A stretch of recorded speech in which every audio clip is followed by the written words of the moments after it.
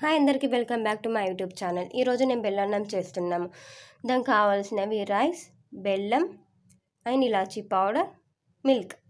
1 cup rice తీసుకున్నాను, 1 cup బెల్లం తీసుకున్నాను. మీకు తీయగా కావాలనుకుంటే మీరు 1.5 కప్ కూడా తీసుకోవచ్చు. మనం జనరల్గా రైస్ ఎలా వండుకుంటామో అలా వండుకోవాలి. కొంచెం పలుకు వీడిన తర్వాత మనం బెల్లం వేసుకోవాలి. బెల్లం వేసుకొని ఒక 5 మినిట్స్ ఆగాలి.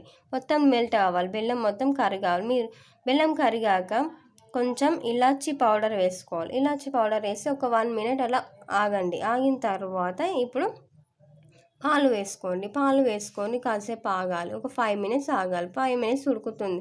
అది మొత్తం ఉడికాక మనం పక్కకు పెట్టుకుంటే చాలా టేస్టీ బెల్లన్నం రెడీ.